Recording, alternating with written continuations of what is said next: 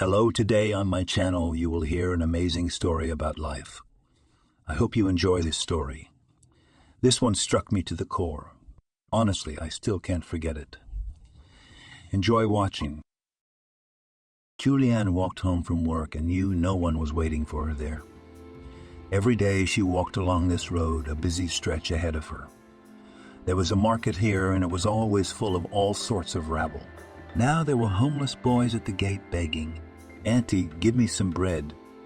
One of them ran up to the woman. "Get out of here." She swung her bag at him. "What are you doing?" He shielded himself from Julianne with his hands. "You'll know how to beg from normal people," she said angrily, and wanted to go further. But the boy grabbed her bag. The woman yanked and raised her eyes to look at him. "What? Are you sorry?" whimpered the boy. Sam. Julianne knelt in front of the boy and hugged him. "Are you out of your mind, Auntie?" Now already the boy was frightened, not on a joke. "Sam," the woman said. The boy's eyes were the same as those of her son who had died many years ago. "Get off." The boy couldn't get out of her arms. "Where are your parents, Mom?" She looked around. "I don't have any mom. She left me." He began to whimper. "Come with me. I'll feed you, wash you, change your clothes," she asked, tears flowing from her eyes. "Why would you do that?" The boy looked at his friends who were leaving the place. "Come with me. You will tell me everything at home." Julianne continued to beg. The boy was scared, but as soon as he thought about food, his stomach started rumbling. He thought that the aunt would not do anything to him. So he went with her, and if he did not like it, he could immediately run away. They walked not long.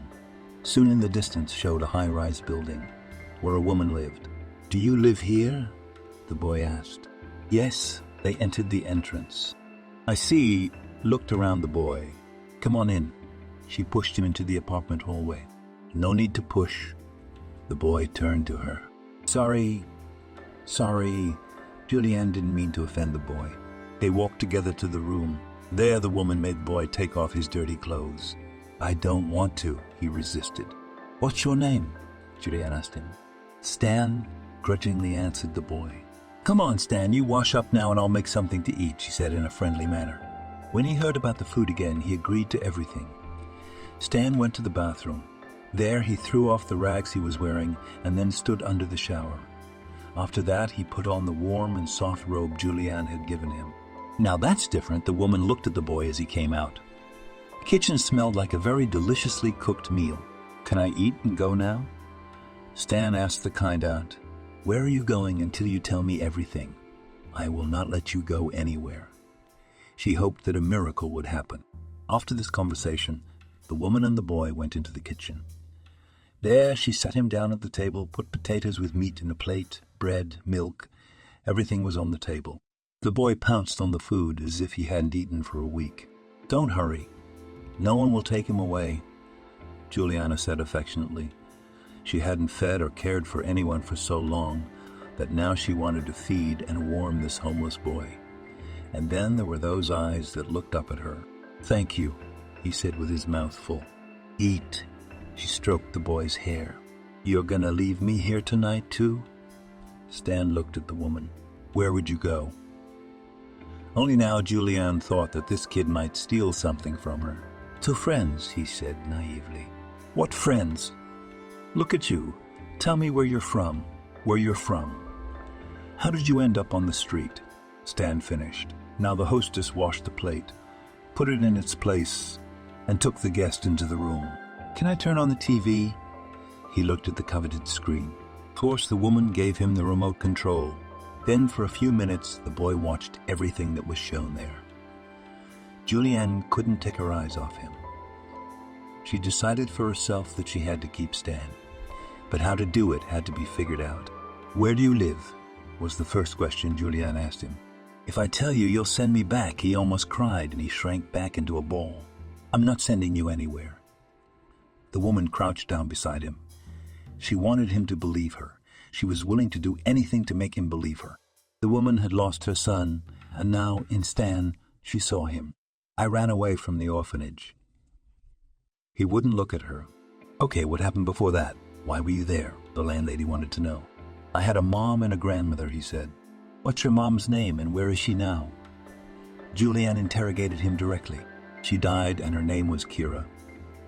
He looked up at the woman. He wanted to cry, but he braced himself. It can't be a coincidence, Sam's eyes, Kira's mother, she told herself. What kind of coincidence? Now the boy was curious. Come on. I'll show you something. She led him into the room. Julianne rummaged in the closet for a long time and then pulled out an old album. The pictures of her son were everywhere, but the one of him with Kira she had put away long ago. Look, is that your mom? She was pointing at the girl. Yeah, you know her. Now the boy, from a cheeky boy whom the woman met near the market, turned into a little unhappy child. You're so sweet, she hugged him. How cute am I? He tried to pull her hands away. It's all my fault, the woman kept saying. What? That my mom died. He couldn't figure it out. Maybe that too, she cried. I don't want to see you, screamed the girl to the guy who wanted to hug her. Understand, it's not like that. I only want you. Sam tried to calm her down. I saw with my own eyes how you kissed. Kira could not believe what she had recently seen. The girl was only 16 at the time. She and Sam were in the same company together. When she appeared there, she immediately paid attention to him. Hi. The girl sat down to the guy. Where are you from?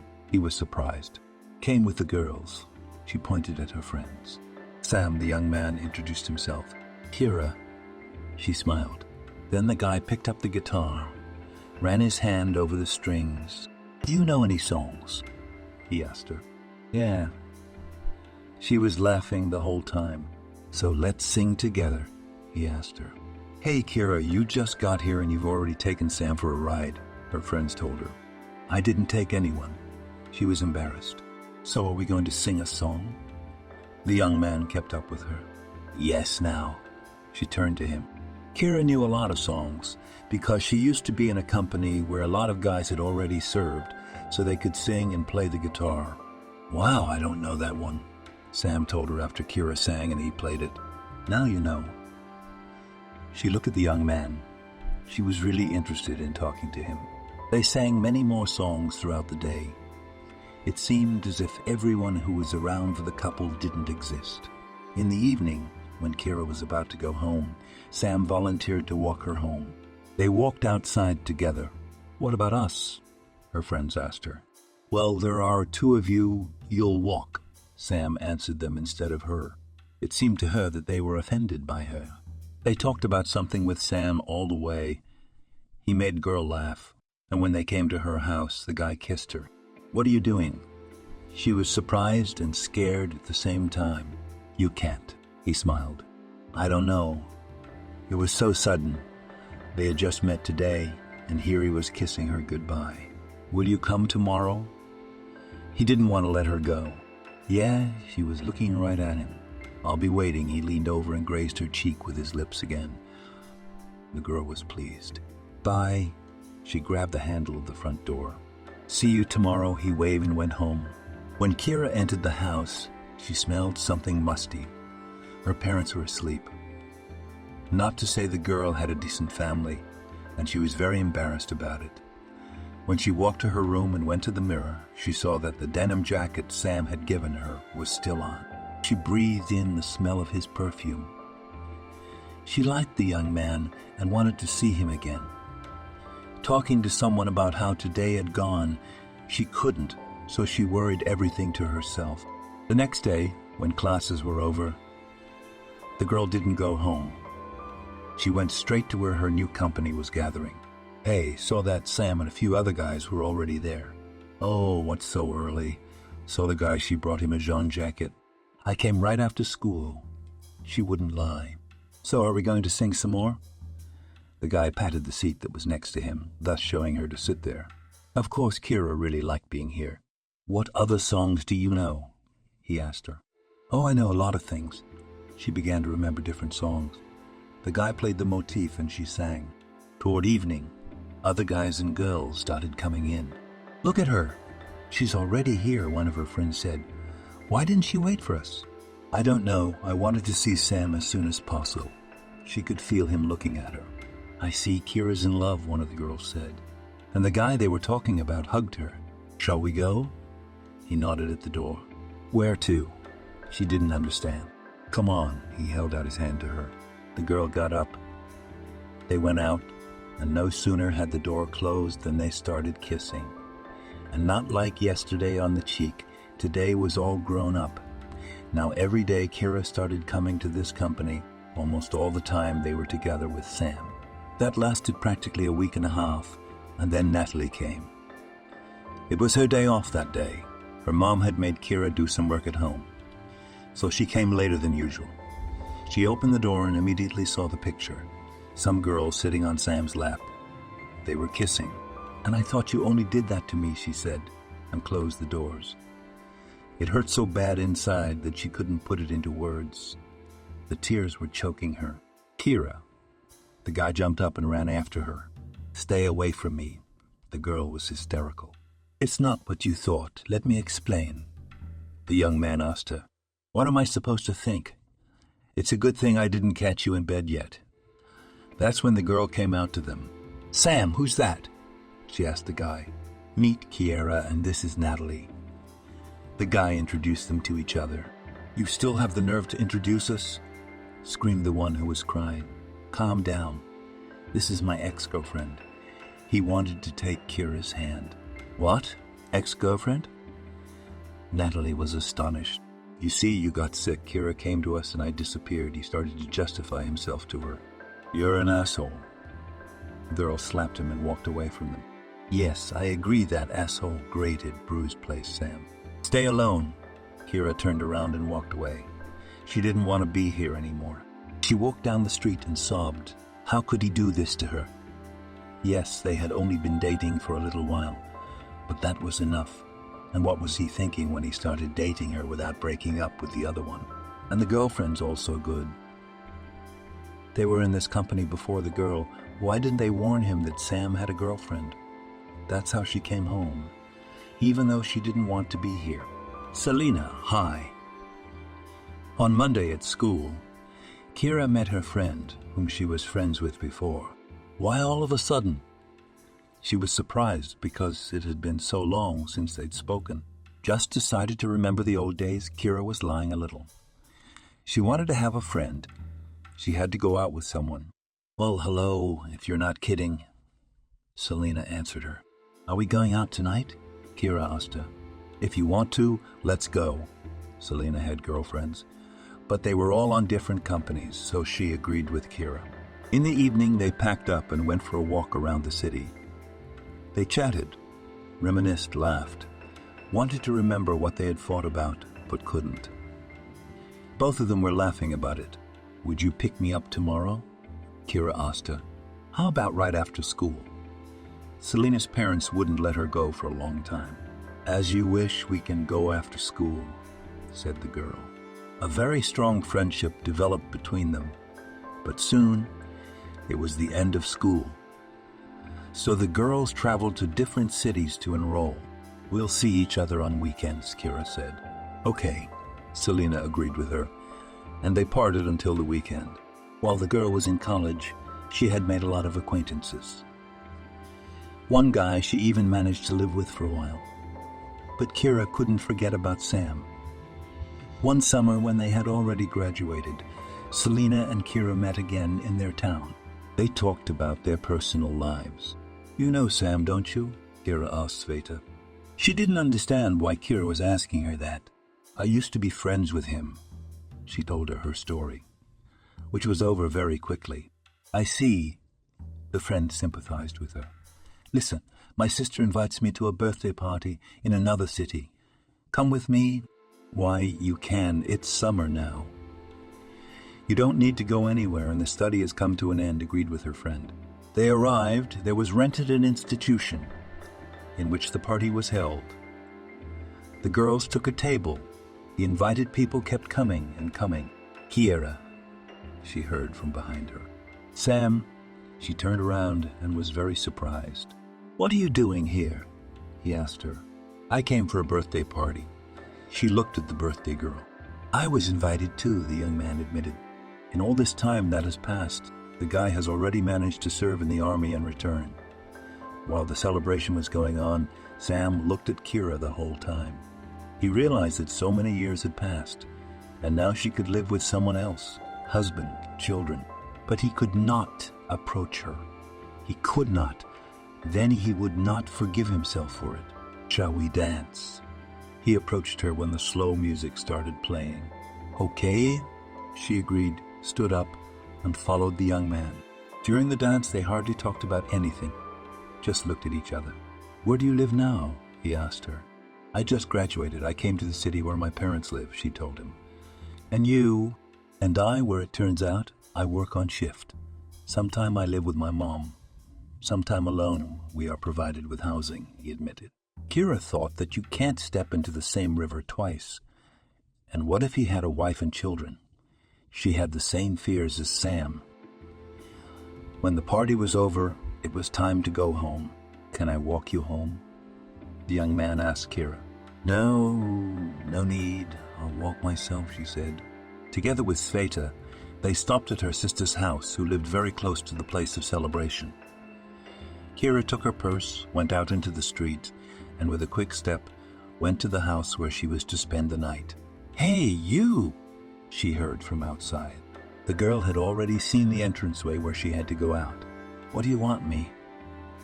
She tried to run, but she couldn't because her stilettos were very high. "That's what you want." The man approached her. The girl's insides clenched. "Get away from her." Sam came up to them. "Hey man, back off, said the one who wanted to attack Kira. "I told you to get away from the girl," he told him. "Fuck you." He backed away from them. "Sam, how did you end up here?" She was scared and impressed at the same time. "Since you wouldn't let me walk you home, I thought I'd follow you home," he told her. "Thank you so much," she hugged herself to him. "You're shaking." He hugged her. Today they broke up. The girl had to go home in the morning. Kira wouldn't tell anyone about the situation. He went home. She had to get a job somewhere. She didn't want to live with her parents, so she rented an apartment with the money she had. After a couple weeks, she found a job. It wasn't the one she wanted, but she had to pay for the apartment, so she was happy with this option. One evening, Kira was alone at home. She made herself some tea and made herself some tea and made herself comfortable in front of the TV. She wanted to watch her favorite show and enjoy a delicious tea. Suddenly, there was a knock on the door. "Who is there?" She went to the door.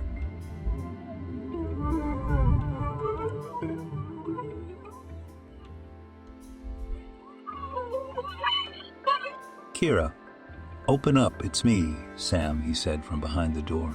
"What, Sam?" She was very surprised when the girl opened the door and saw the guy standing there with champagne flowers. It was very pleasant. "You weren't expecting?" he asked her. Of course not. She let the young man into the apartment. On the one hand, she was pleased that he had come to visit her. On the other hand, she didn't know what they were going to do now, because they hadn't seen each other for so many years. They didn't even have anything to talk about. Sam came into the room. Kira set up the table, put out the glasses. The young man opened the champagne, poured it into glasses. "So how have you lived all these years?" Sam asked her. "Studying," she shrugged, because she didn't know what else to say. "I see," he told her, and took a sip of champagne. They sat and looked at each other. In fact, there was only a week and a half of familiarity between them. But what familiarity? "I'll stay at your place," Sam asked the girl when he realized that it was very late. She needed to sleep because she had to work tomorrow. "Only on the other bed," she smiled. Of course, he didn't assume anything else. In the morning, Kira woke up. She didn't bother to wake up Sam. The girl left her keys on the dresser. She left on her own. She thought that when she returned, he would be gone. So she wrote to him to leave the keys in the mailbox. But when Kira got home from work, Sam was still in her apartment. "Aren't you going home?" She laughed as she went into the kitchen. "What, are you kicking me out?" he asked. "No, it's just that you and I know each other so little. And now you're staying at my place," she mused, not sure what to say next. "Tell me if you want, I'll leave right away," he told her. No. stay. To be honest, she didn't want to. It was wrong to kick a man out. The girl cooked dinner. They ate together. He thanked her for the delicious food. After that, they went to their room. I take it you're staying over again tonight. Both of them were uncomfortable talking about it, but there was no way to do it without talking about it. In the morning, Kira went to work again, and when she came back in the evening, a delicious dinner and a bouquet of flowers were waiting for her. Kira, I suggest you go out with me, Sam told her this evening. We're getting things going really fast again, she smiled. Is it yes or no? It's just, I have to leave for a shift in a few days.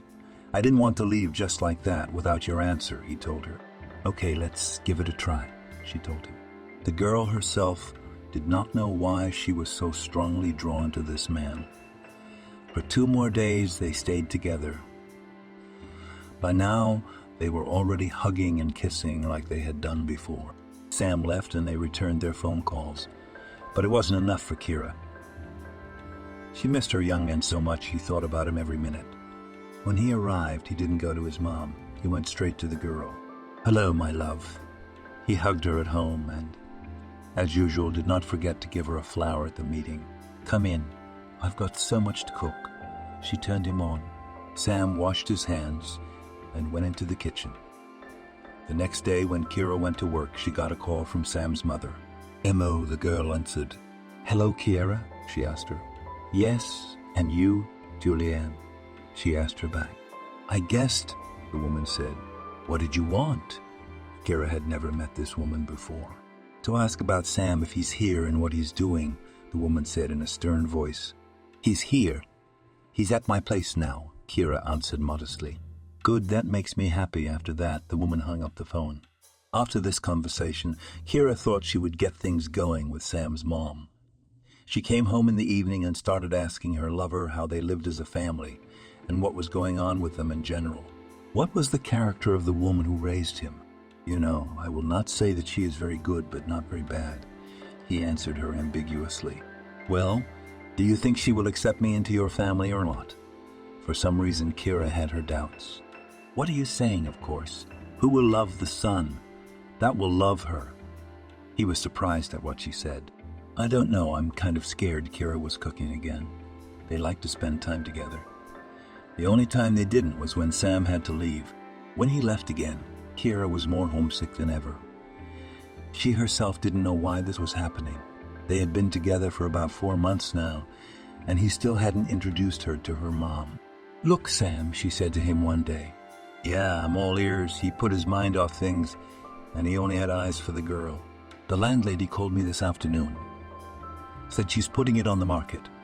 We have 3 weeks to get a new place, she told him. Listen, why rent a new place when my mom has a huge apartment and we can go to her place, he said. So I don't even know her, Kira wondered back. It's okay, right today I'll introduce you, smiled the young man. Are you kidding? She did not believe him. What jokes can be? Get ready, and tonight we'll go to my mom. Kira was both happy and not so much, because she was afraid of this meeting. The couple went into the store. They bought some flowers and headed towards the woman's house. Hello, said a polite hello to Kira as they entered the house. Mom, hi, Sam called out. What are you standing there for? Come on in, Julianne said gruffly. What? You weren't expecting us, I warned you. Sam walked in and saw that there was nothing in the room. What was I supposed to do? The woman didn't understand. I don't know. Set the table, her son told her. What are you? Some kind of important guests. I could tell she was unfriendly. Okay, we'll set the table ourselves. Sam brought mugs from the kitchen. On the way, they bought a cake with flowers. It was necessary to boil the kettle, and then everyone sat down at the table. Mom, we came here for a reason. Kira rents an apartment, and today she got a call from the landlady saying that the apartment is for sale. We have a dilemma, or rent a new apartment, or now go to you. The woman stared at him. She even stopped chewing. You'll get married, then you'll move in, she told him. Why can't we do it now? He didn't see the difference. Well, will you bring just a girl from the street? At that moment, Kira's cheeks flared, although she was never modest, but this insult hurt her very much. "Okay, I hear you," her son told her. The next day, he bought the ring, and when Kira came home in the evening, he was on one knee in the hallway. "Honey, are you proposing to me?" She couldn't believe it. "Would you be against it?" He looked at her from the bottom to the top. "No, why, it's been so little time yet." She took the ring from him and kissed him. "That's it. Now you can call your mom and tell her that. Soon you and I will be husband and wife, and we can move into her house." Kira could see that Sam was happy. "Do you want to live with your mom so much?" The girl didn't understand him. "I don't want to, but why waste money when we can save it and spend it elsewhere?" He spoke knowledgeably. "Okay, but promise me, if we do not get along with her, you will not mind. We will immediately move to another place." She put a condition to her future husband. "Sure, okay, I agree," Sam told her. Tonight they were at Julianne's again. "You've been frequenting her," she greeted them in the hallway. "Mom, congratulate us. I proposed to Kira, and soon she'll be my lawfully wedded wife," smiled his son. "What?" The woman clutched at her heart. "What's the big deal?" Her son didn't understand. The smile disappeared from his face. "You've been together for a week, and you're already proposing to her. Not even recognized each other." It was obvious that Juliana was against this union. "What do not say? But I love Kira, and she will be my wife," stood on his own young man. "As you know, look, so that then do not have to bite your elbows," the woman said angrily. "Mom, why do you say that as if you don't want me to be happy?" Sam did not understand why she had become so angry. He had never seen his mother hate anyone so much. The young people decided that they would not make the holiday because Kira was afraid of her parents. They could ruin everything. She and Sam invited only friends, and they celebrated with them. Julianne, even though she was invited, didn't deign to come. Now the young couple lived in Sam's mother's apartment. He had been afraid when he left for work that the two women would eat each other up.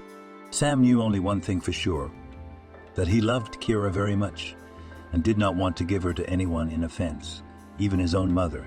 "So how have you been these last 2 weeks?" He came over and asked her. "Nothing, constant scolding," his wife answered him. He loved her so much that he was ready to do anything for her. "Darling, let's get an apartment after all," Kira told him. "You know, I decided to quit that job so that I would never leave you again and never leave you alone," her husband told her. "What does that mean?" She didn't understand. "It means that I am now getting a job here and we will have much less money," he answered her honestly. "You know, I don't care. We will save a little and we will have everything," hugged her husband's wife. Now with the money that they had saved, Sam and Kira decided to organize a wedding trip, which they never had after the wedding. While Sam didn't have a job anywhere, he had time, so he agreed with his wife that they should go on vacation somewhere. "I'm so sick of your mommy's complaints," she told him. "What can you do? It's a classic situation. Mother-in-law never loves her daughter-in-law." He kissed her. "I know families where that's not the case," Kira told him. "See, it's not like that anywhere else, but it is with us." He hugged her all the time. While they were at home or on vacation or whatever, the couple spent time with each other. Kira liked that Sam cared about her. He was always asking her questions, giving her advice.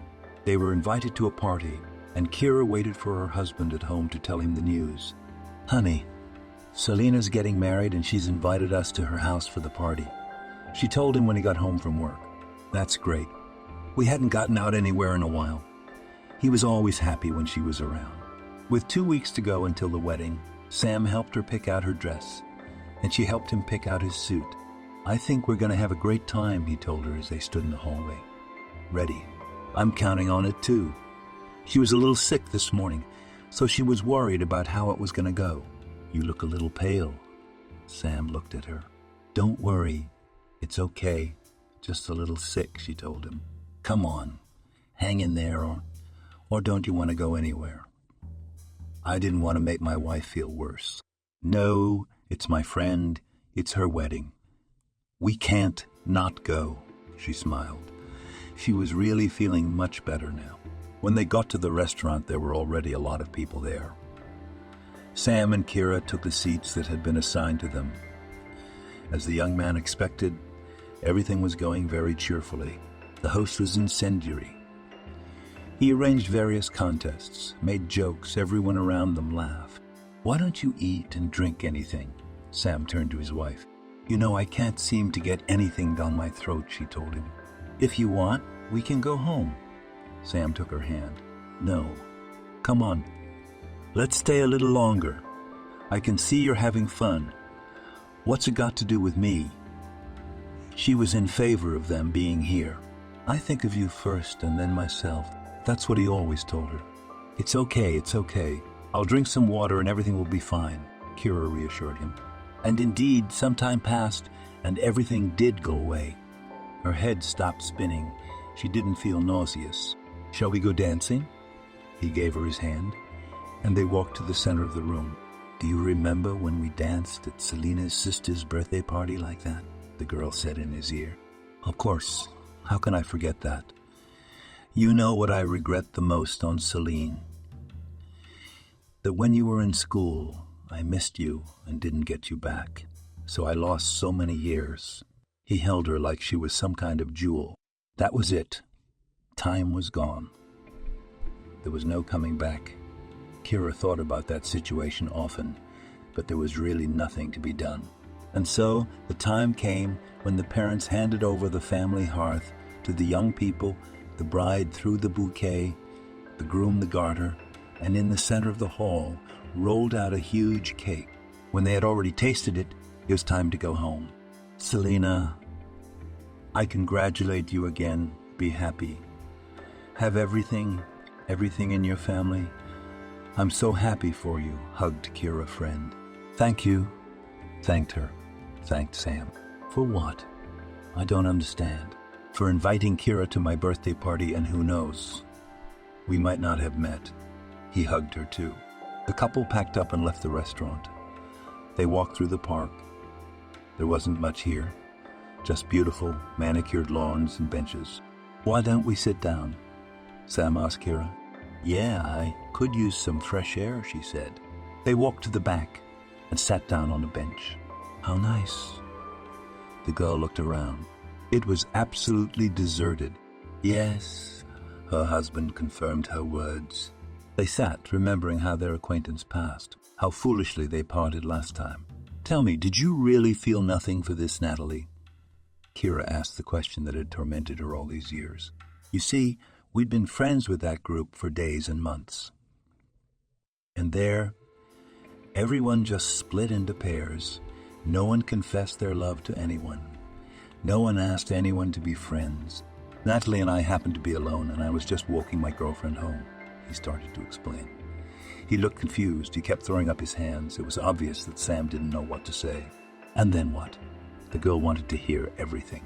"Well, when I saw her off, we got to talking. She was smiling. I looked at her. I thought she was a nice, pretty girl. Why not start a real friendship with her? By that time, I didn't know that it wouldn't be long before I met you." He continued his story. "And you started dating?" She spoke for him. "Yes," as began simply continued. "Only now I not only saw her off, but we also kissed, that's all. There was nothing else between us. And then you appeared in the company." He looked at her with such eyes that everything was clear without words. "You know how much it hurt me then.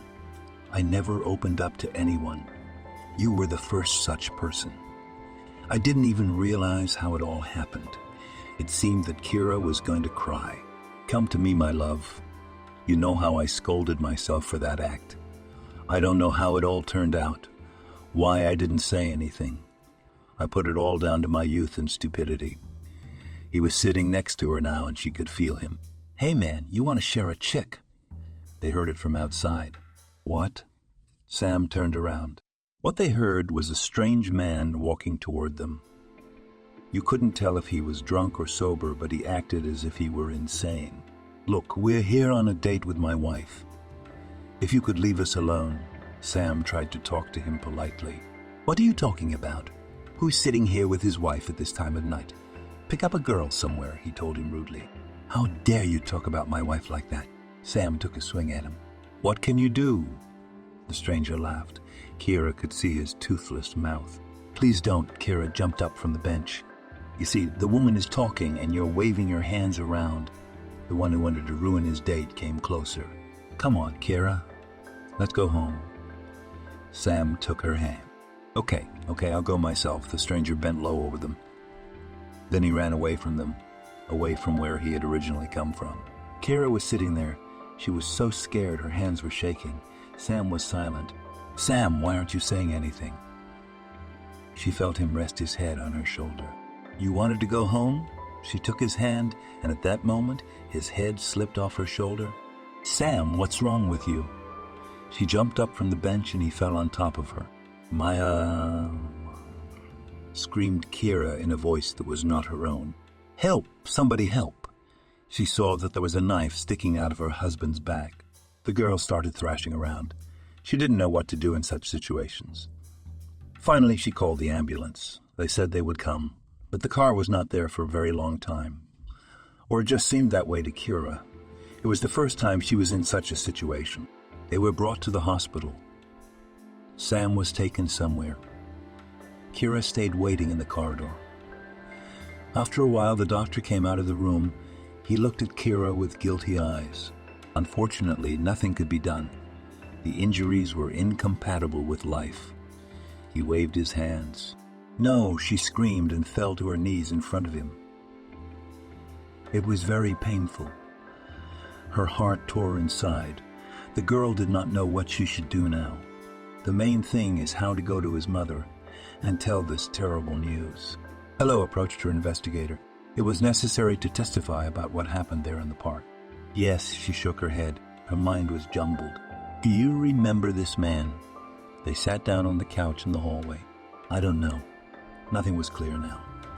She remembered only the bald head and toothless mouth of the man who had taken her lover from her. I see. Tomorrow you can come to the department to write a statement. The young man asked her. Yes. She nodded. The girl got to her feet. She was told that they would help her get home, but she was most afraid of that. Kira imagined now going into the apartment where Julianne was waiting for them. She would come out, ask why it was late, and then see her alone. What to do, what to do. The girl kept saying to herself the whole way. She realized that it was such a loss for her. And here was her mother. When they were already near the house, Kiru's legs did not obey. She was absolutely sober, but she walked as if she drank a lot of alcohol. Where are you walking? Look at your watch. The woman was walking towards the front doors when she heard them open. Julianne. Kira stood there, her mascara smeared on her eyelashes. She looked like something had happened to her. What's wrong with you? Where's Sam? Her mother was worried. He, his, the girl couldn't pronounce the word. Answer her. She shook her by the shoulders and started to cry. Sam died. There was such silence in the corridor that it seemed that you could touch it with your hand. Don't you get it?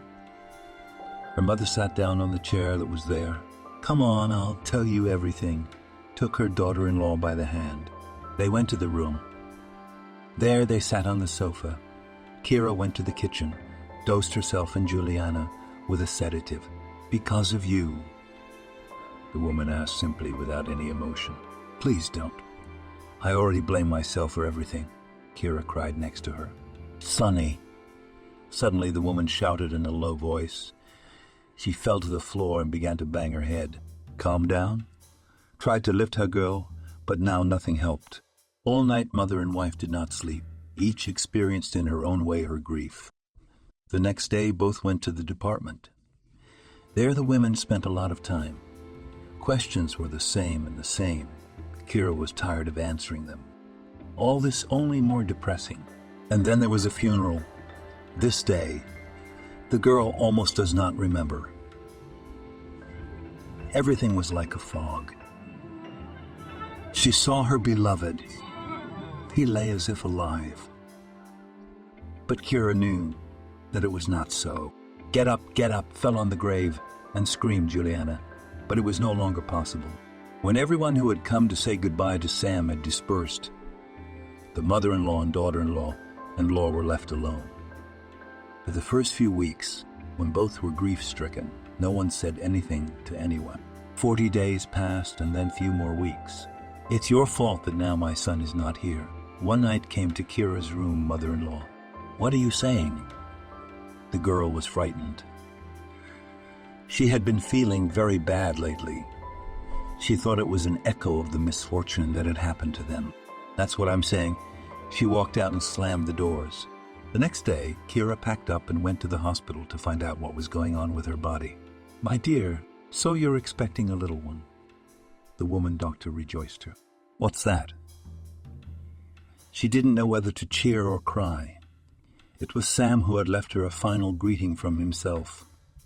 Now she was running home to share the happy news with Julianne. Why have you come again? Your son is dead. Nothing else keeps you here, the woman told her. Please listen to me, Kira begged her. What can you say to me? There was nothing but anger in her mother-in-law's eyes. Sam left a gift for you and me. Put her hands on her belly, her sister-in-law said. What the hell are you talking about? What gift? She looked at Kira as if she were a crazy person. I'm expecting a child, thought the daughter-in-law, that now everything will turn around, and Juliana will help her to raise the child on its feet. I don't want to know anything, but maybe you got it from that man from the park. The woman shouted more than before. What are you talking about? Kira cried. That's it, that's my last word. Pack your things and get out, she pointed at the door. Where will I go? It's cold outside. I have practically no money, and I'm pregnant, sobbed the girl. This is absolutely none of my business. You have parents. Go to them. The woman was inexorable. Do you know how they live? Kira wasn't just worried about having to leave now. When all this happened with Sam, she first took a leave of absence from work and then even wrote a statement. She didn't know it would turn out like this. So now, until she gives birth, she doesn't even have any income. What do I care who lives how? Get out, Juliana sputtered. Kira realized that it was useless to argue. She went to her room and started packing. The girl now realized that, except for her parents, she had absolutely nowhere to go. Selena had just gotten married. Why would she bother them? There were no more close friends. She took her bag and went outside. It was already cold. The girl shivered. She had to walk through the city, and finally she came to the house where she had grown up and lived. What are you doing here? Met her mother on the doorstep. You won't let me in. Kira looked at the woman who should be the most dear and favorite for the child, but not for her. Come in, do you have money? She asked. No. She shook her head and went into the kitchen where everything was dirty and greasy. It was disgusting to even sit down. Are you squeamish? Her mother was cleaning up some rags. Why live like this? The girl didn't understand. I forgot to ask you. The hostess looked at the glasses. There was something in one of them. She emptied it at once. I'm coming to live with you temporarily, her daughter told her quietly. If you can bear it yourself, shrugged her mother. I have nothing else to do. I'm expecting a baby. She covered her stomach with her hands. Is it Sam's? Laughed her mother. Yes, Kira cried. Well, enough of this nonsense. Come in, it's the same there. She pointed toward her former room. The girl got up from the chair, although it was her childhood home. But she could not be here. All these smells were killing her. The room where they said everything was left was also filthy. It looked like someone had lived here for a while. Where's my bed? Kira saw that there was a cot instead. Why did you need it? So they sold it, the woman said calmly. I see. The girl went to the kitchen. Although it was late, she decided to clean up a little here. She poured water into a bucket. She couldn't find a rag. No, they were, but it's not known what they did with them before. So Kira took her old t-shirt and began to wash first the surfaces with it, and then the floors. She had her bedding with her too. She knew where she was going, so she took it with her. She looked out of the room Someone had already come to visit her mother again. Her daughter closed the door and put the bolt so that no one would come to her. A month later, Kira learned that they had arrested the murderer from the park. The man was a head case and had been admitted to a clinic, but that did nothing to lessen the pain that still lingered inside. "Are you eating anything?" the mother asked her daughter. "Yes." She pointed to the cup that was standing there. "And what, I wonder?" The woman was very curious in the morning. "It's none of your business, in fact." The girl was buying various instant foods. She understood that the child needed vitamins and other things, but the money was so little that she saved every bit of it. "Kira, hi, how are you?" Selena called her. "I'm fine," she lied to her. "Come visit," her friend invited her. "You know, I don't have time yet." The girl lied because she didn't want anyone to feel sorry for her. "Okay, suit yourself," Selena said. And then Kira felt bad. She doesn't realize what happened. She just fainted. After she came to, she decided to call an ambulance. She couldn't lose that baby. "Yes," examined her doctor. "You need to urgently to the hospital. Tests for hemoglobin and swelling to drive off." "I agree." At that moment, the girl thought why she had not realized it before, although in the hospital. But here it is clean and fed. "That's good," rejoiced the woman, because not many people were so happy to stay here. "Friend, hello," once saw Kira outside the window Selena. "What are you doing here?" I asked her. "I decided to go to visit you, to find out how and what, and your mother-in-law said that you no longer live there," began to tell the girl. "And you've been to mine?" My friend was ashamed of them. "Yes, your mother told me that you are here. Why did not tell me anything? Do you think we would not help you?" Selena wondered. Why would anyone want someone else's problems? They were talking through the window. "Okay, I gave you something to eat, and I'll come back later and don't hesitate to call." They said goodbye. Kira lay on the bed. She smiled, because she was happy that not everyone still cared about her. In the ward, the girls saw the silent girl. They tried not to pry to her without a reason. "That's it, dear. We're discharging you." The doctor came in 10 days. "Good." Kira didn't argue with her. She came again to her parents. The girl drank so much water that when she came to the reception a month later, she was again put in the hospital for edema. And that's all she needed. "You've been coming to see us a lot," laughed Grandma Maria, who was the cleaning lady. "I don't know." Swelling. Kira didn't confess to her, though they had gotten to know each other last time and had been on good terms ever since. "Nothing, lie down, but you won't have to go anywhere if everything suddenly starts," was a very kind woman. "Oh, girls, call someone." Kira woke up in the night with a severe pain in her lower abdomen. Now, one of those who lay with her in the same room got up and went out into the corridor. She was gone for a long time. But then she came back with the doctor. The woman in a white coat grumbled. She helped the girl to get up and took her to another room. Kira could not walk normally. The contractions were already strong. "Be patient now," she told her. Then they attached some apparatuses to her. She just kept time and endured. "I can't." She squeezed her eyes shut. "Here we go," a nurse shouted, and Kira was moved to another room. Nobody knew what the doctor was saying there who had to be listened to. The pain was so strong that at some point Kira stopped feeling it. "Who?" she heard a child crying. "A boy." The doctor showed her the baby. "Stan." She and Sam had talked about naming their children. If it was a girl, it would be Maria, and if it was a boy, it would be Stan. And now she didn't want to back down from what her favorite man wanted. "It's okay," the doctor whispered to her when it was over. "I'm glad," Kira smiled forcefully. She was still in pain, but not as much as before. And then she and her son were moved to the ward. They had to learn how to take care of the baby. Selena came to congratulate her, and there was no one else. "Girlfriend, I brought you everything for the baby there," the girl said. "Thank you," was sincerely grateful to her Kira.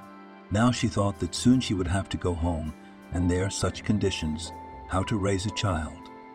But there was nothing to do. Had to pack everything in 5 days and go with her son to the place where his absent-minded grandmother lived. Daughter, congratulations. Met a mother. Strangely enough, she was sober. Thank you, wondered the daughter at every step. She saw that the kitchen was clean. The hallway was clean, too. And there was a crib in her room. Well, do you like it? Asked the woman when she came in. Yes, what's gotten into you? She didn't understand how such changes could happen in such a short time. Your friend told me off like a girl, so I decided to take my head, admitted her mother. I see, Celine, smiled Kira, that she did not leave her here too. Go eat. She brought some food. I've prepared it. She pointed towards the kitchen. Now I'll just put Stan down. There was almost nothing to annoy her here now. Her mother really stopped using. She spent a lot of time on her grandson and her daughter. Money began to appear in the house. The mother received some pennies. Soon Kira received an allowance from Social Security. But it was such pennies that it was still not enough for anything. I need to get a job, Kira told her mother. Who's stopping you? She didn't understand. What about Stan? The girl realized that until she put him in kindergarten, she would have to leave all the time. Don't go out full time, the woman advised. Who would take me like that? Kira doubted. Once a neighbor came to visit them. She sat for a long time, talking, drinking tea. Why are you still sitting at home? She asked Kira when she was about to leave. Stan doesn't get a place in the kindergarten. She lowered her eyes, realizing that some people might take it as an excuse. Can't your mom stay? Emma didn't understand. She said no. It would be hard. Kira shrugged. Listen, let me talk to her, and then you'll come with me. On a shift, I work there as a dishwasher. Hands are always needed. The neighbor was enthusiastic. Try it, but I don't think it will give any results, Kira said calmly. Then Emma went to talk to the woman. Why not? She'll make money. She'll bring it back, she said. How can you imagine I'm alone with a small child? The mother looked at her with big eyes. She brought up her own. What to do? If this is the situation now, Emma did not cease to persuade her. I don't know, the woman exhaled. That's it, not much left. Come on now, you, the neighbor whispered to Kira as she left for home.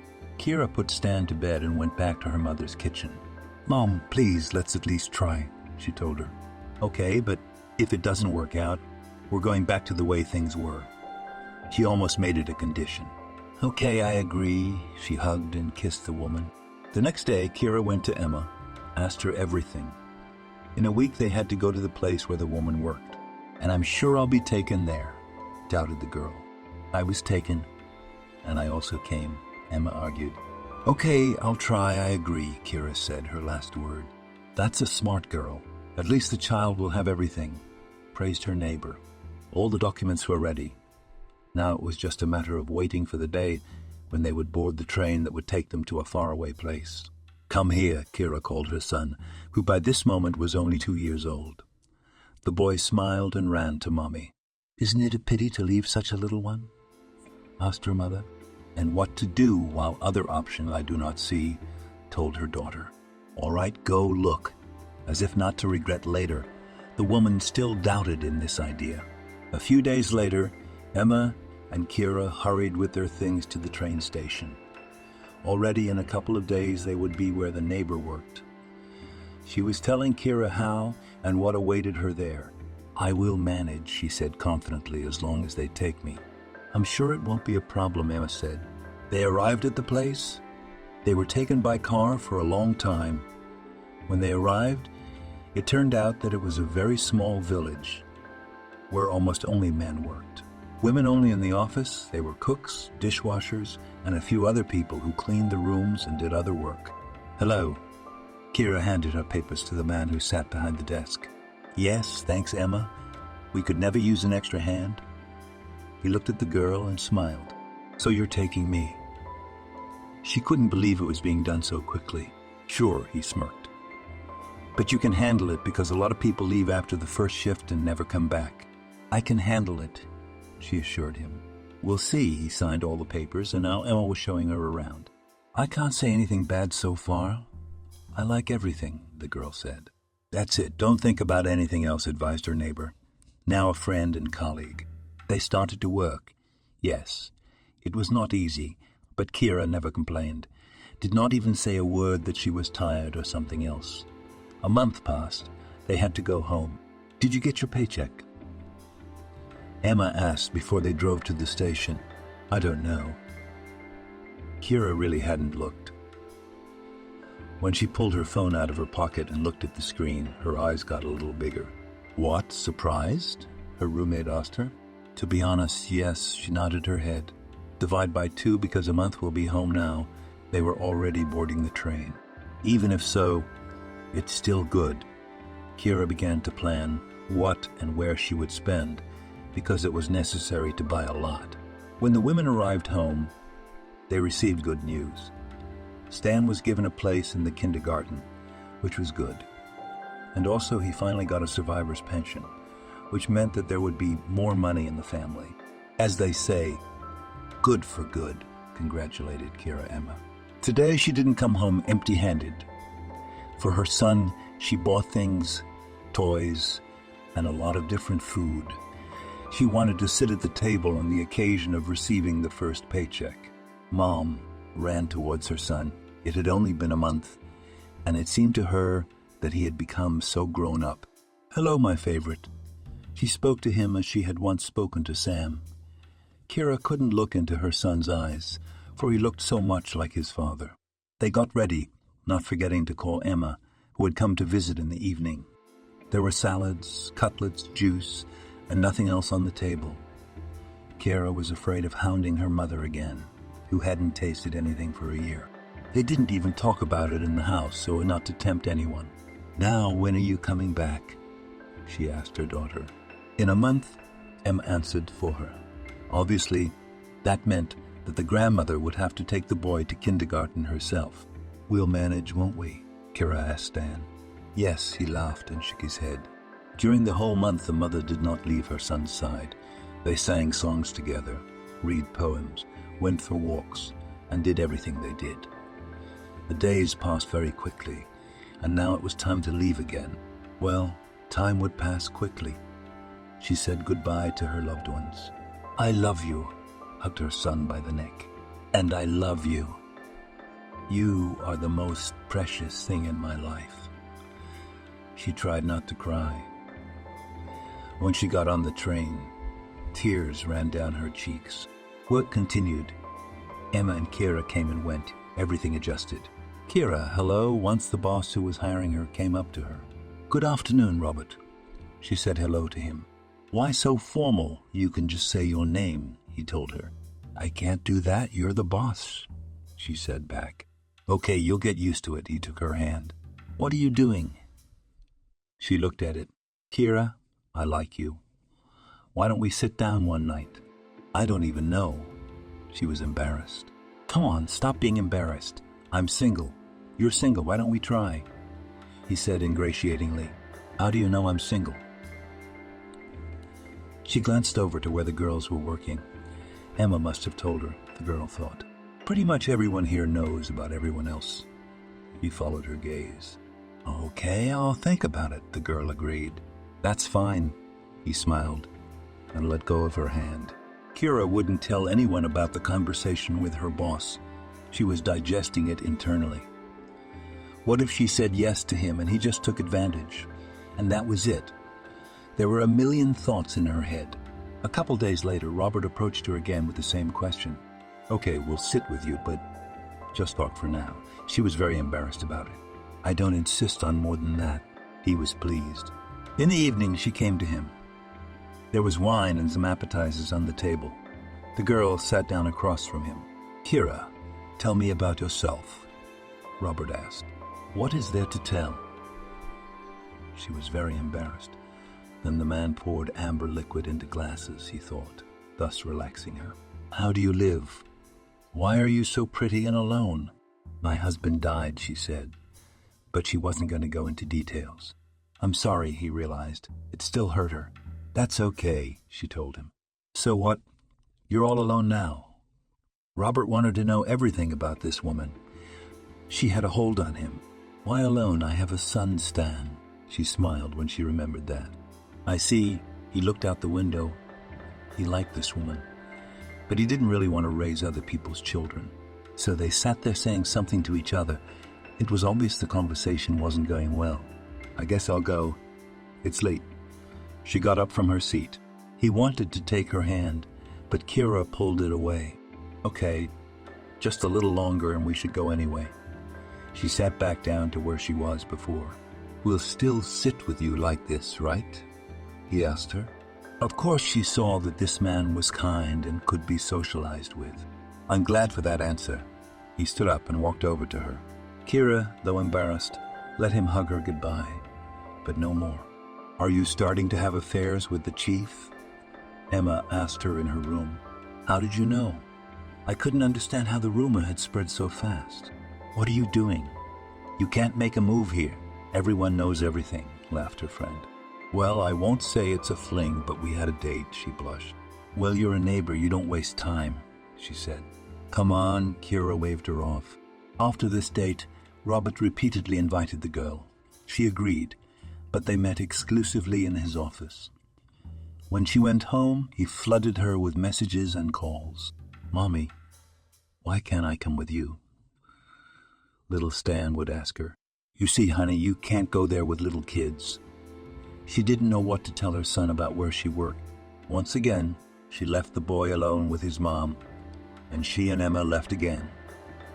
Now, Robert was no longer shy of anyone. He met the girl at the train station in person. Hi, they got off the train. It had been over a year since their first meeting.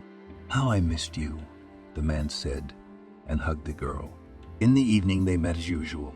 The son keeps asking why he can't come here, Kira told Robert. These are the conditions, he said, and himself rejoiced at the fact. Yeah, it's a shame, Kira shook her head. Okay, let's talk about something else. He looked at his chosen one seriously. About what? She understood he had been hinting at a proposal for a long time. You have understood. He put on the table a box with a ring. Only I have one condition. What's that? I had a lot of options running through my head. You will leave your son with his mother, he said very quickly. Robert was sweating. He was afraid of those words. What? She rounded her eyes at him. You didn't hear it, or you don't want to hear it. He turned away from Kira. What are you talking about? It's my child. I'll never leave him. She jumped up from her chair. Think about it. We'll have kids of our own. Let Stan grow up with your mom. He didn't back down from his idea. That's it. I'm not going to discuss this topic anymore. She went to the door. Look, don't regret it. He looked at her sneakily. Oops. The man didn't see that Kira had cried. She ran out from him, never wanting to see this man again. What's wrong with you? Emma couldn't calm her friend down. I don't want to. I don't want to. I don't want to. She screamed and was hysterical.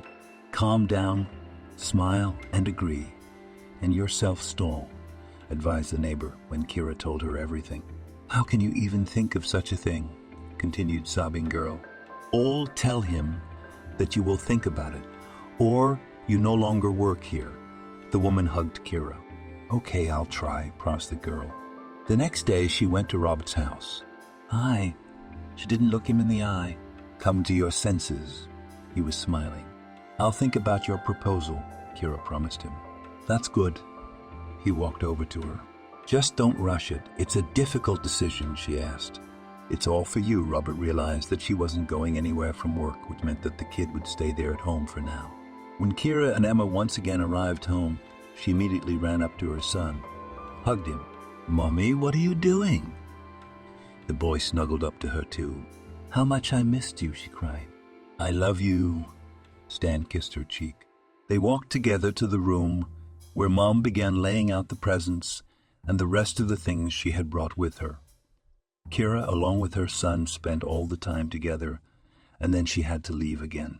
Mommy, please don't go, held her baby's hand. It was the first time never had Stan cried, calmly staying with his grandmother.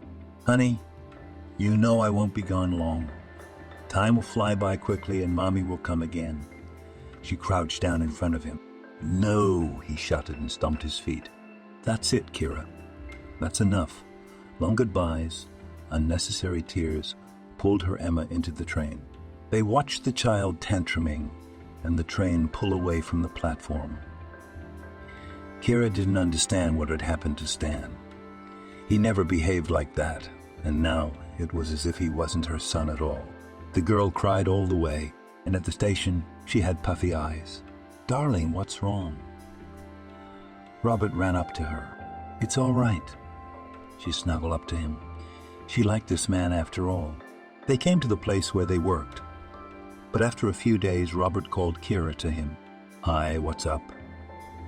They had never met during the day before. "Need to fly on an urgent business trip," the man told the girl. "Why me?" Kira thought that it's not her job to fly on business trips. "Just do not want to fly alone." He came up and hugged her. "So, it's just the two of us?" Was even more surprising to Kira. "No, we have a team of workers with us." He showed her the lists. "Maybe Emma should take Emma. Let her get a little change of scenery," the girl asked. "Okay," Robert didn't mind. The flight was scheduled in 3 days and everyone was getting ready. "What do you need me for?" Emma asked as she packed her things. "Just, what am I going to do there alone?" Kira realized she'd be among men. "Well, I'm always up for you." The neighbor woman didn't mind. They were packed. Robert put the girls in his car. The others rode the bus. They arrived at the helipad. There was a helicopter already waiting for them. "I've never flown on such a machine before." Kira looked mesmerized. Everything happens for the first time. Robert took her hand and helped her up a few stairs. It was strange to watch. Kira had flown on an airplane a couple of times before. Here it wasn't like this.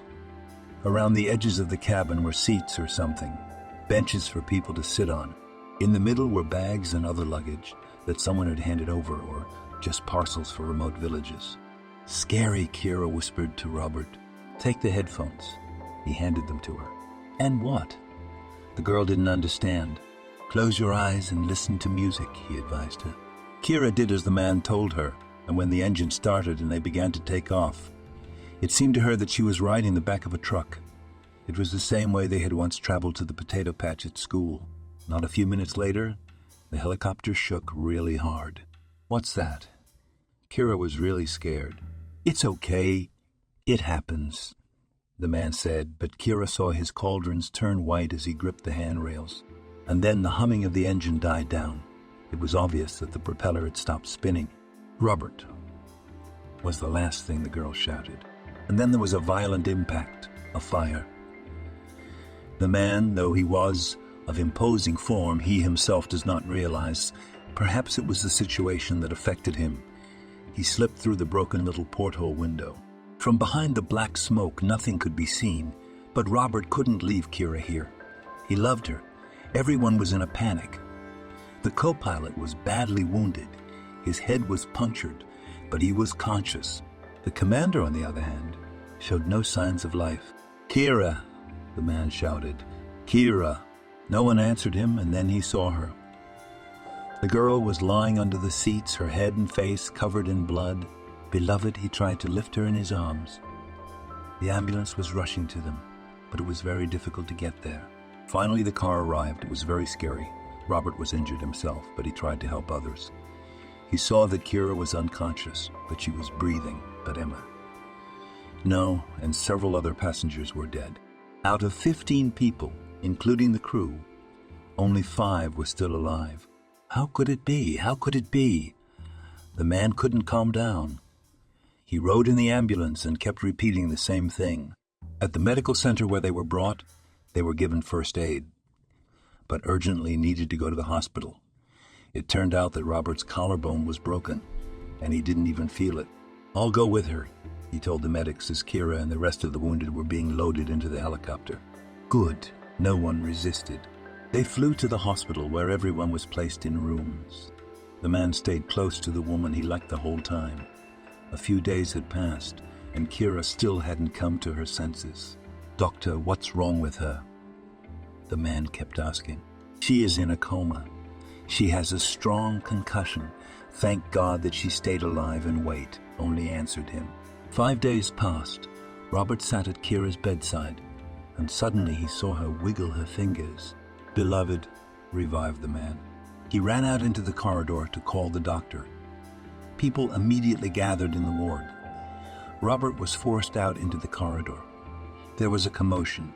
"What happened?" Robert couldn't wait for something to clear up. He cried, then laughed, then became hysterical. Finally, after a few hours, things calmed down. "Can I see her?" Robert looked at the doctor, who was leaving the room where Kira was. "Just be careful, she's sedated now." The medic put his finger to his lips. "Okay, I'll be careful." He entered the room. The girl was lying on the bed. She was looking in front of her. "Hello." He smiled at her. "Hello." She turned at the voice. "What are you, beloved?" Didn't understand the man. "Who are you?" Kira looked at him as she was seeing him for the first time. Robert, he crouched down next to her. "I don't know." She turned back. "How come? What's going on?" He ran back out into the hallway and called the doctor. "Come with me," the doctor called him into his office. "Yeah, okay," he waddled back. "Who is this woman to you?" The first thing the doctor asked. "Practically my wife. I proposed to her just before the flight," Robert said. "I see, but she hardly knows it now. Your fiancé has memory loss. Hopefully temporary." He twirled a pen in his hand. "Good," nodded the man. "What's good about it?" The medic didn't understand him. "No, I wanted to say that I understood you." Robert got up from his chair and left the office. He sat down on the couch in the corridor. He had to think it over. They would not go back to work. He would tell his boss that he was taking a sick leave after the accident, and then they would go to his place in the city and stay there. He walked in on Kira again. They said hello. The girl was lying and looking out the window. "Yes, I know. I've just been to the doctor. He told me that you have temporary memory loss." Robert began to tell her. That didn't make it any easier. She turned to him. "You see, I proposed to you, and on this occasion, you and I flew to celebrate it, and the helicopter went down." He tilted his head. "I don't remember." She shook her head. "Good. You will remember everything. You just need a little time. I will support you in everything." He took her hand as he had done so many times. And then there was a short treatment, after which Kira was discharged from the hospital. "So, are we going home?" Robert asked her. "Yes," she nodded. Now the girl was like a small child who had just been introduced to the world around her.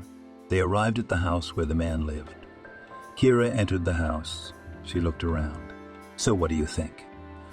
Robert was interested when he saw that she didn't understand anything. "Have I been here before?" The girl asked. "No, I just proposed to you." He spoke practically the truth. "I see." She slid her hand across the table.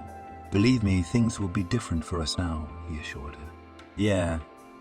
She didn't understand how one could not remember anything at all. Robert went to the kitchen. He prepared an unpretentious snack, made tea, and went to get his beloved.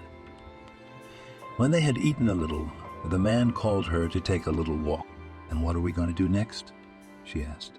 "The other day we'll go to the store, buy a dress, me a suit, and then we can go to the registry office," the man told her. "And friends, relatives?" Kira wondered. "You have no one, and mine live very far away. Somehow we'll celebrate with them later." Now Robert was lying. That's why he didn't look into her eyes. "Okay," she agreed with everything. "That's good." They walked for a while, then came home. Robert did as he said. He was constantly around the girl now, afraid to let her go even one step away from him. They bought everything they planned. The application was filed. The outfits were waiting for their turn in the closet. After the wedding, her husband suggested going on vacation. He showed and told Kira how nice it was by the sea. Kira admired the pictures and rejoiced. When the route was chosen, the newlyweds flew to their first vacation. When the plane began to gain altitude, Kira clung to her husband's hand. "I'm scared," she said. "Take the headphones," Robert told her.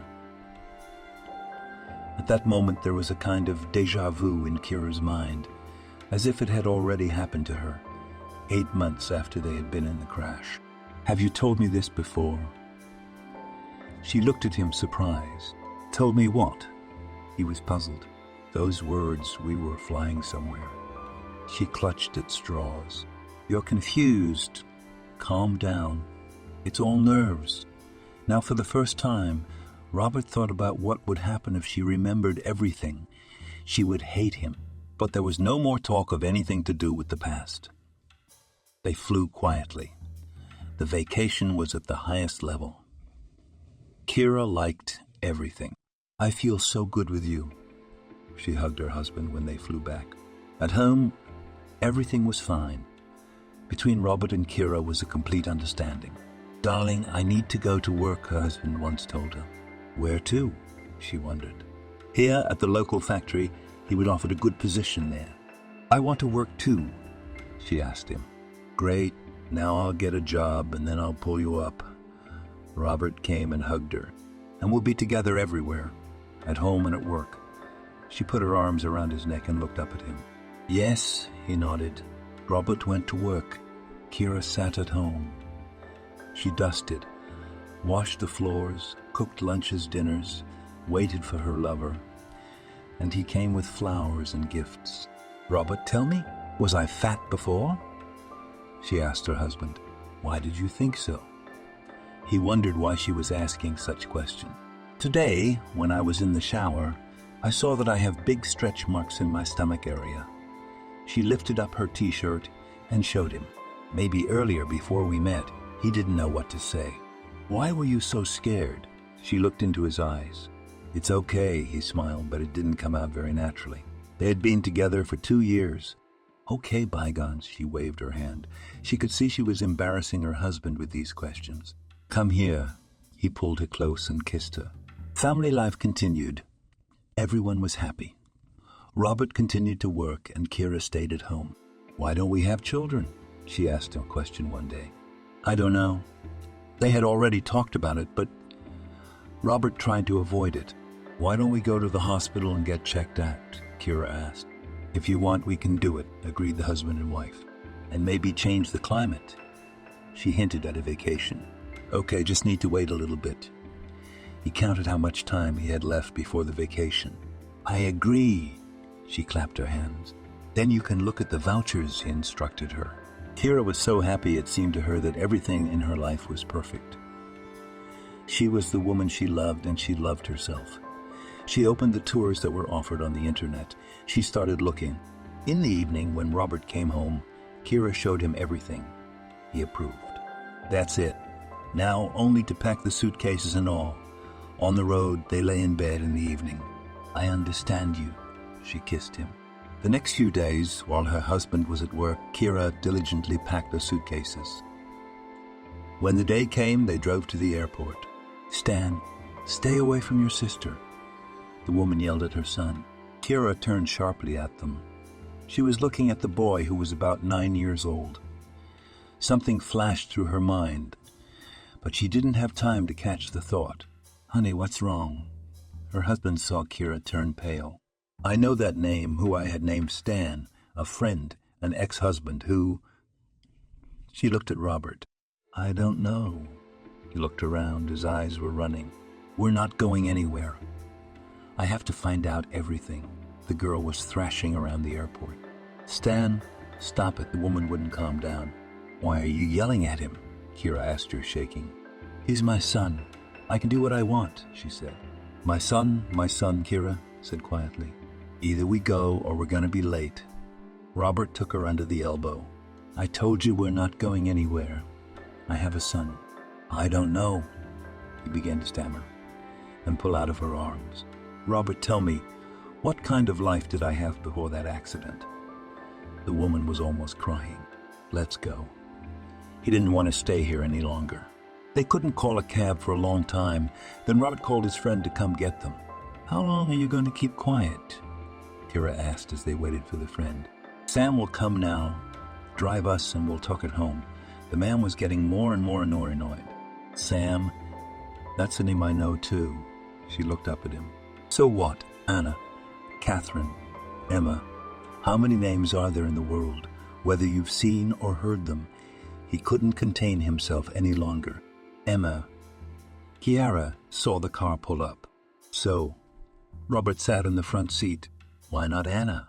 Not Catherine, but Emma. Kira realized, as if her consciousness was clearing. What do you want me to say? I don't know anything. Robert looked at her at home.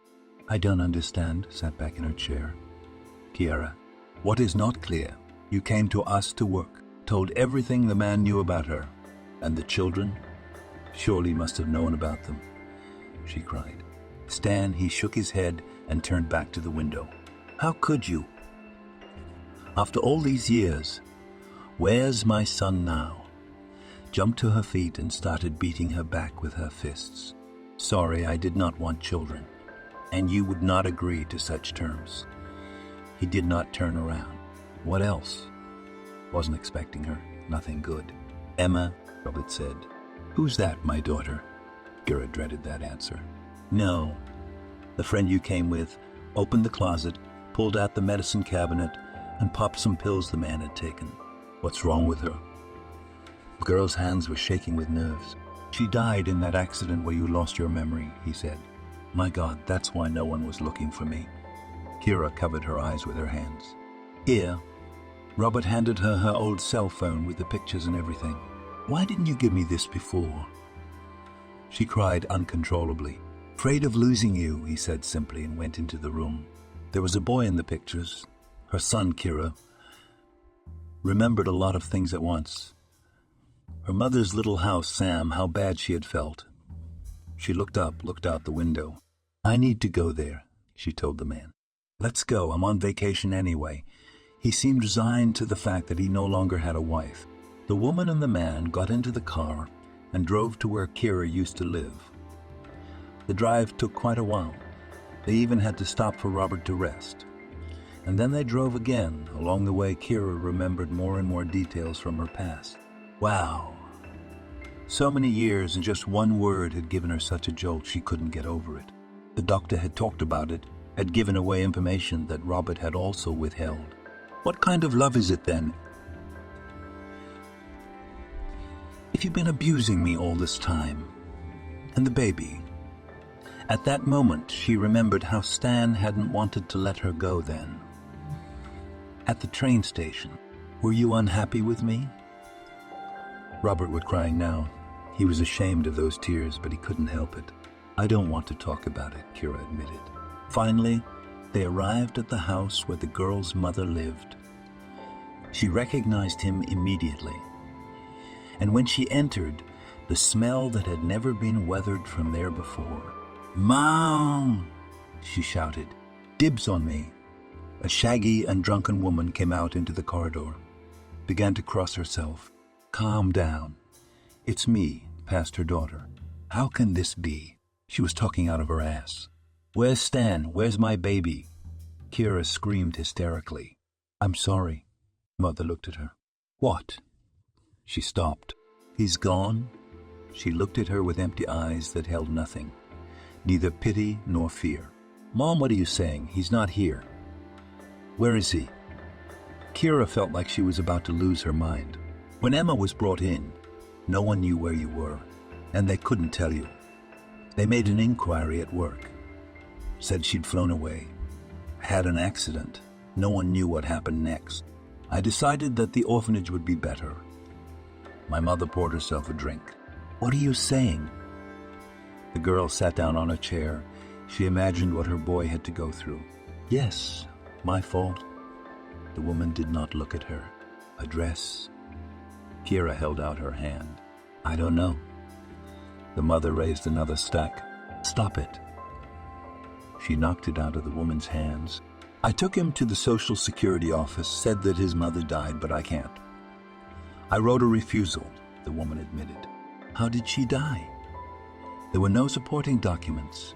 The daughter continued to cry. She ran out of the house, got into the car. Well, what is it? The man sat staring at one point. Let's go. She gave him the address of the social workers.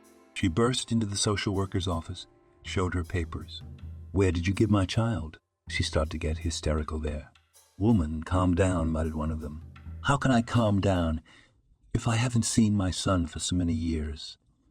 She sipped the water she was given in a glass. And where have you been yourself?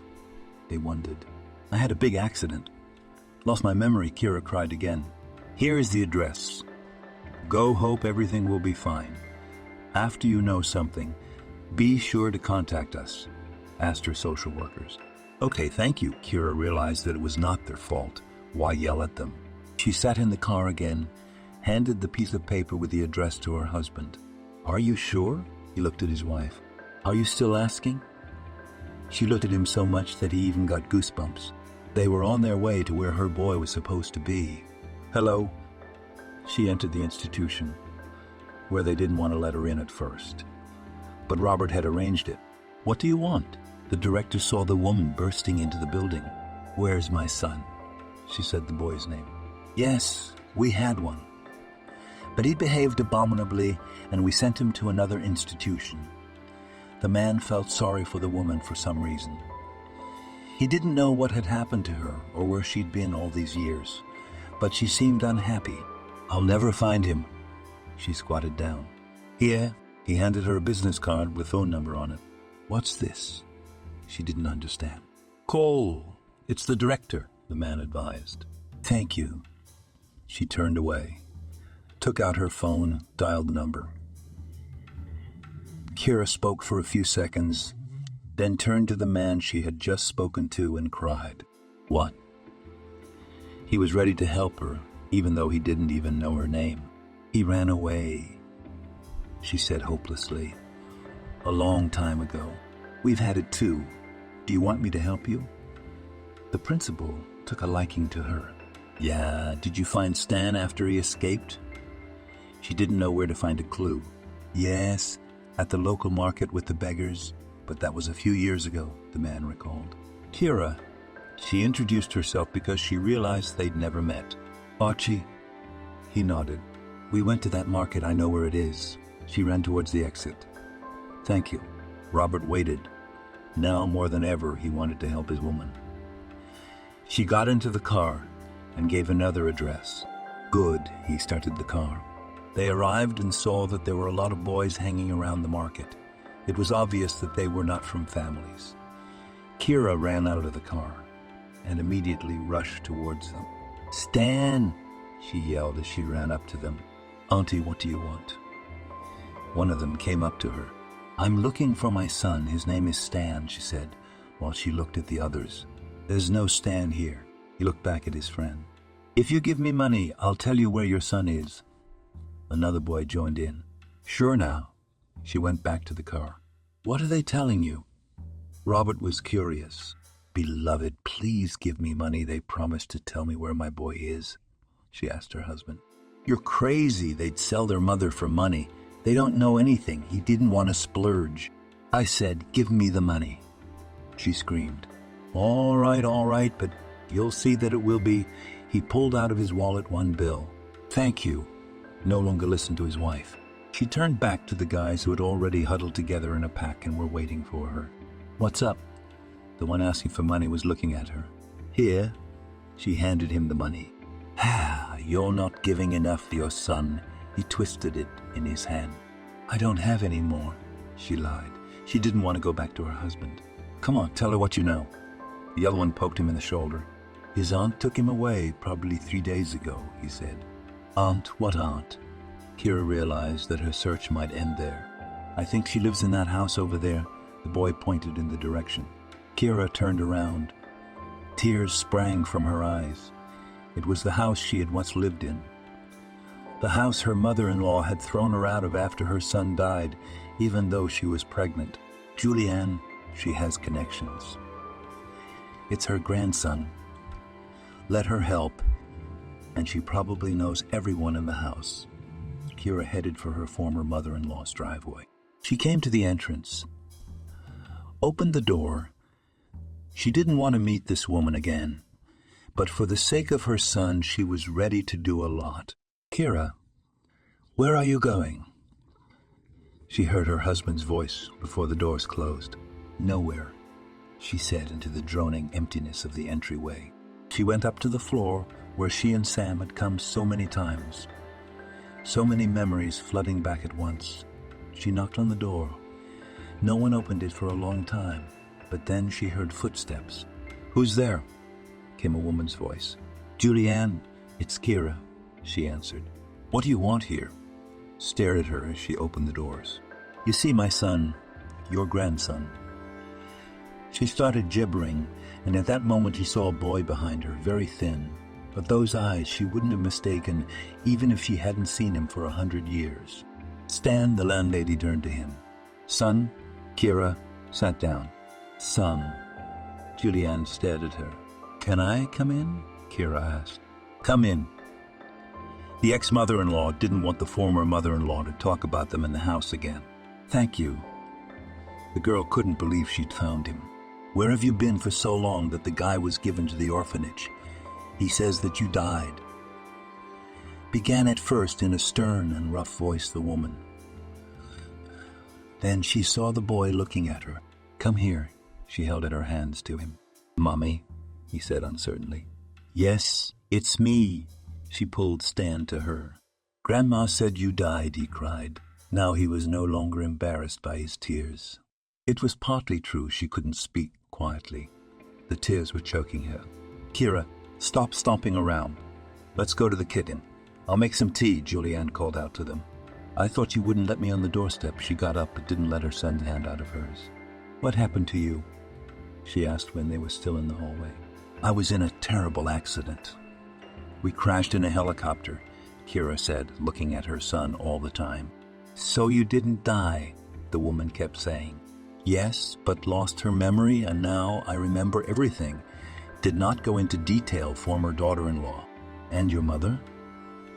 Is she completely out of her mind?" "She wanted the best. They had no money at all. And you did not welcome us." Kira lowered her eyes. She was ashamed to talk about it. "I'm sorry." Julianne froze in place. "For what?" The girl didn't understand her. "For everything. For my son. For my grandson. For myself. If it wasn't for my anger then, all of this wouldn't have happened."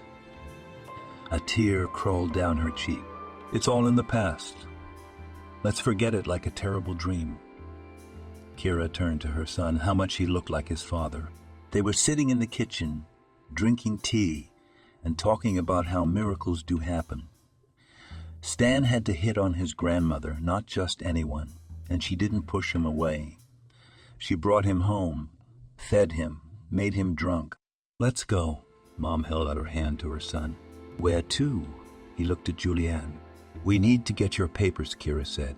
"You can't do that so easily now. You need to prove that you have a good place to live. A job, that you were really out of your mind." The woman began to list. "I'm married, though I don't work. But my husband is in business. We have a good apartment, and I can take a discharge from the hospital." Kira answered her. "That's good." The landlady walked out of the apartment with them. Robert was waiting in the car in the yard. "Hi." He got out of the cabin. "Hello." Said hello to the guy. "Shall we be friends?" Stretched out his hand. "Yes." The boy looked at his mom. "Meet Robert. This is Robert, my husband, and this is Stan, my son," spoke Kira. Julianne introduced herself, the one who had once been the girl's mother-in-law. "Pleased to meet you." The man realized it wasn't that big of a deal when you had children. "Kira, when everything is settled, come over," the woman asked her. "Okay," she turned her gaze to her husband. How he would feel about all this. They all went together to the institution where Kira had called this morning. They said they could release the boy, but they needed to check everything. "Honey, would you mind if Stan and I came with you?" Kira asked Robert. "I thought after all this you'd just leave me." He hugged her, and then with his other arm, raked Stan too. "So what?" She waited for his answer, since he'd said he didn't want kids. Of course, he'd almost cried. Needing to spend a few days in this town, Kira dialed Julianne's number. "Couldn't we stay at your place?" she asked her. Not because she didn't have the money to rent a place. She wanted her grandmother and grandson to get to know each other. "Why do you ask, of course?" she rejoiced. The woman had spent over a decade alone and had realized everything in that time. They were back in that apartment again. Now Robert was here too. In the evening, when the family gathered around the table, they talked. "Tell me, why did the orphanage tell me you were a very bad boy?" Kira wagged her finger at Stan. "Because I did not want to live there. Did not believe that you died. Constantly ran away to find." He lowered his eyes. Thought that he was about to be scolded. "Don't be afraid." "It's okay," Kira smiled. Robert remained silent. They did all the paperwork. They were checked. Everything appeared to be fine. While all this was going on, the family was staying at Julianne's place. "Why aren't you eating?" her ex-mother-in-law asked her one morning. "I don't want to. I'm nauseous," Kira said. And at that moment, they stared at each other. "You don't think so?" The woman smiled. "It can't be. It's been so many years." Kira went into the hallway.